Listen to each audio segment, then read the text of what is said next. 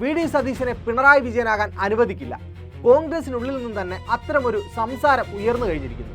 കഴിഞ്ഞ 5 കൊല്ലം പിണറായിയുടെ ഏകാധിപത്യത്തിനെതിരെ പ്രസംഗിച്ച് ജയിച്ച സതീശൻ കസേരയിലിരുന്ന് 1 മാസമായപ്പോഴേക്കും തന്നെ ഖദറിട്ട പിണറായി എന്ന പേര് നേടിയെടുത്തിരിക്കുകയാണ്. പ്രശ്നം തുടങ്ങിയത് പുതിയ മദ്യനയത്തിലാണ്. വീര്യം കുറഞ്ഞ മദ്യത്തിന് നികുതി ഇളവ് നൽകാനുള്ള സതീശന്റെ ഏകപക്ഷീയമായ നീക്കമാണ് പാർട്ടിയെ ചൊടിപ്പിച്ചത്.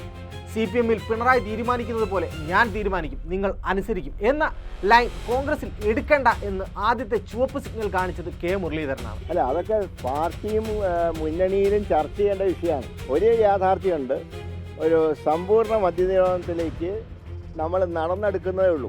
മുരളീധരൻ പറഞ്ഞത് വെറും ഒരു ട്രെയിലർ മാത്രമായിരുന്നു. ഒറിജിനൽ പഞ്ച് വന്നത് ക്യാബിനറ്റിനുള്ളിലെ തന്നെ മറ്റൊരു മന്ത്രിയുടെ ഭാഗത്തു നിന്നാണ്. മുതിർന്ന കോൺഗ്രസ് നേതാവും റവന്യൂ മന്ത്രിയുമായ AP അനിൽകുമാറാണ് സതീശനെ ലക്ഷ്യമിട്ട് അടുത്ത വെട്ടുവെട്ടിയത്. ഏതെങ്കിലും ഒരു തീരുമാനമെടുക്കാൻ UDF ചർച്ച ചെയ്തിട്ടേ അതിലേക്ക് പോകൂ എന്ന് കേരളത്തിന്റെ മുഖ്യമന്ത്രി തന്നെ നിയമസഭയിൽ പറഞ്ഞ് നിങ്ങൾ എല്ലാവരും കേട്ടതാണ്. അത് ശരിയല്ല എന്ന് ലീഡർഷിപ്പ് പറയും. അങ്ങനെ പറഞ്ഞു കഴിഞ്ഞാൽ അതും ഉൾക്കൊള്ളും. സതീശനെ പിണറായി ആകാൻ വിടില്ല എന്ന് പറയാതെ പറയുകയായിരുന്നു AP അനിൽകുമാർ.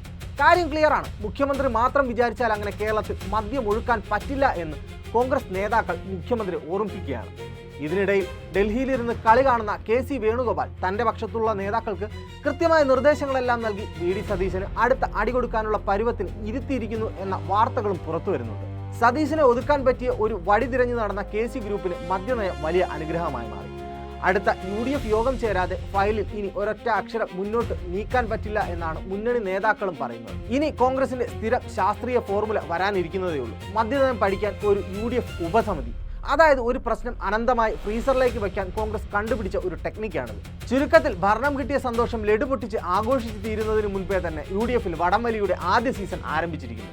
കസേരയിലിരിക്കുന്ന സതീശനാണെങ്കിലും സ്റ്റിയറിംഗ് ആരുടെ കയ്യിലാണെന്ന തർക്കം തുടരുമെന്നുറപ്പ്.